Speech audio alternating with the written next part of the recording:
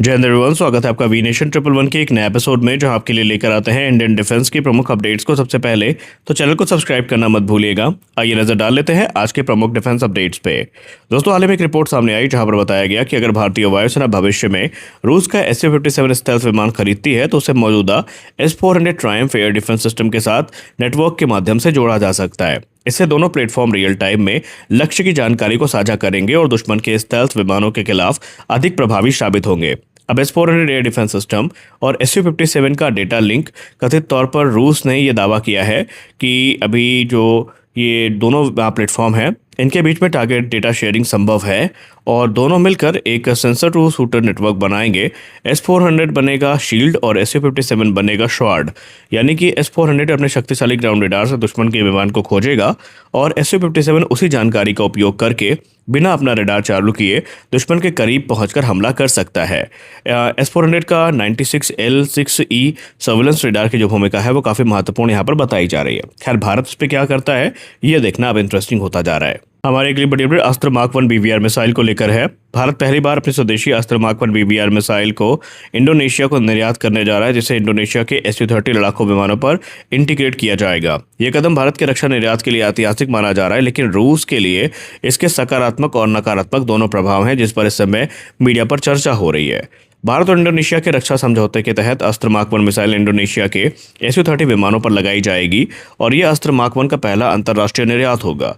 रूस ने सार्वजनिक रूप से इस समझौते का विरोध नहीं किया, लेकिन उसके रक्षा उद्योग ने इस बात की चिंता जताई है कि अवसर यहाँ पर जो है रूस खोता नजर आ रहा है और इसे चिंता और अवसर दोनों के रूप में रूस में देखा जा रहा है। रूस को चिंता किस बात की है? अब तक Su-27, Su-30, Su-35 ऑपरेटर्स रूस की Su-27 और R-77 जैसी मिसाइलों पर निर्भर रहते थे। इससे रूस को केवल विमान बेचने का ही नहीं, बल्कि मिसाइल अपग्रेड, रखरखाव और भविष्य के हथियारों के एकीकरण का भी बड़ा कारोबार मिलता था। लेकिन अस्त्र मार्क 1 आने के बाद पहली बार रूस के अलावा किसी अन्य देश की जो BVR मिसाइल है वो Su-30 प्लेटफॉर्म पर उपलब्ध होंगी। इससे रूस का सुखोई विमानों का जो हथियारों का लगभग एकाधिकार, जिसको मोनोपोली कहते हैं, वो कमजोर हो सकती है। हालांकि रूस यहाँ पर इसे एक बड़े अवसर के रूप में भी देख रहा है। हिंदुस्तान एरोनॉटिक्स लिमिटेड 20 से लेकर 24 जुलाई 2026 तक यूके के फैनबोरो इंटरनेशनल एयर शो में पार्टिसिपेट करेगी। HAL के चेयरमैन रवि कोटासर के नेतृत्व में भारतीय प्रतिनिधिमंडल इस एयर शो में पार्टिसिपेट करेगा। इस आयोजन में हिंदुस्तान एरोनॉटिक्स लिमिटेड भारत के इंडिया पवेलियन की नोडल एजेंसी होगी और भारत के रक्षा एवं एरोस्पेस उद्योग का प्रतिनिधित्व भी HAL को करना होगा। HAL का उद्देश्य यहाँ पर ही होगा भारत के रक्षा और एरोस्पेस क्षमताओं का वैश्विक प्रदर्शन, विदेशी कंपनियों के साथ को डेवलपमेंट और टेक्नोलॉजी कोलैबोरेशन को बढ़ावा देना और भारत को एक विश्वसनीय डिफेंस मैन्युफैक्चरिंग हब के रूप में स्थापित करना। रक्षा निर्यात को भी बढ़ावा देना इनका एक प्राइमरी ऑब्जेक्टिव होगा और जो वैश्विक सप्लाई चेन है इसमें भारत की भूमिका कैसे और मजबूत हो सकती है इसको सुनिश्चित करना। Hindustan aeronautics limited air show के दौरान कई बड़ी वैश्विक कंपनियों के साथ रणनीतिक चर्चा में पार्टिसिपेट करेगी। इसमें General Electric Aerospace, Eaton Aerospace, Honeywell, Safran, Martin Baker और MBDA जैसी जो कंपनियां हैं वो शामिल हैं और इनसे जो एयरक्राफ्ट सिस्टम हो गए, एरो इंजन हो गए, एवियोनिक्स हो गया, MRO हो गया और हाईटेक मैन्युफैक्चरिंग जैसे क्षेत्र में बातचीत होने की संभावनाएं हैं। DRDO ने स्वदेशी 12.7 इंटू 99 mm, जिसको आप 50 BMG एयरक्राफ्ट गन पॉड भी कह सकते हैं, उसको विकसित करना शुरू कर दिया है। इसका उद्देश्य भारत को हवाई हथियार प्रणालियों में आत्मनिर्भर बनाना है। ये सिस्टम भारतीय सशस्त्र बलों को विदेशी गन पॉड पर निर्भरता कम करने में मदद करेगा और close air support, armed reconnaissance हो गया या काउंटर इंसर्जेंसी ऑपरेशंस में ये उपयोगी साबित होगा। 12.7 इंटू 99 mm, जिसको हम 0.50 BMG भी कहते हैं, ये कैलिबर दुनिया भर में हेलीकॉप्टरों, फिक्स्ड विंग एयरक्राफ्ट और रिमोट वेपन स्टेशन में व्यापक रूप से इस्तेमाल होता है, क्योंकि इसमें अच्छी रेंज, फायर पावर और हल्के बख्तरबंद लक्ष्यों को भेदने की क्षमता भी होती है।